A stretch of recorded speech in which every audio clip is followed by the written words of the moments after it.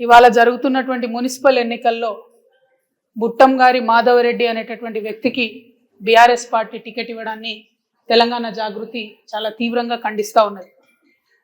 బీసీల కోసం 42% ఏదైతే సాధించాలి రిజర్వేషన్లు రాజకీయంగా విద్యాపరంగా అనేటటువంటి అంశాల మీద, ఉద్యోగాలలో అనే అంశాల మీద తెలంగాణ జాగృతి గత 2.5 సంవత్సరాలుగా మడమతి పని పోరాటాలు చేస్తున్న విషయం ప్రజలందరికీ తెలిసిందే. మరి మేమందరం కూడా కలిసి చేసినటువంటి పోరాటాల ఫలితంగా 42% బిల్లులు పెట్టి ఆ తర్వాత ప్రభుత్వం ఒక గవర్నమెంట్ ఆర్డర్ కూడా తీసుకొని రావడం జరిగింది.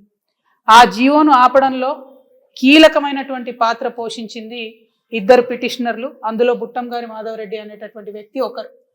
మరి ఆ పిటిషనర్ని ఇవాళ బీఆర్ఎస్ పార్టీ బాజాప్తా టికెట్ ఇవ్వడము మున్సిపల్ ఎన్నికలలో అంటే బీఆర్ఎస్ పార్టీ మరి ఆ కేసు వేయించిందా, లేకపోతే బీఆర్ఎస్ పార్టీ బీసీలకు వ్యతిరేకమా, లేకపోతే బీఆర్ఎస్ పార్టీ 42% బీసీలకు రిజర్వేషన్ ఇవ్వడాన్ని కంప్లీట్గా వ్యతిరేకిస్తుందా అన్న విషయం మాత్రం ఆ పార్టీ స్పష్టం చేయాల్సిందిగా తెలంగాణ జాగృతి నుండి మేము డిమాండ్ చేస్తూ ఉన్నాం.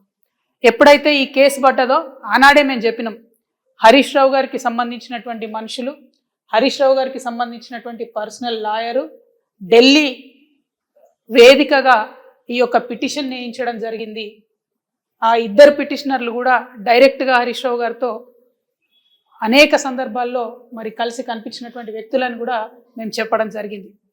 అదేవిధంగా హరీష్ రావు గారి పర్సనల్ లాయర్ ఏదైతే ఉన్నారో ఈ పిటిషన్ వేయడంలో చాలా కీలకంగా వ్యవహరించారనేటటువంటి అంశాన్ని కూడా మీ అందరి ద్వారా ప్రజలకు తెలియజేస్తూ ఉన్నాం.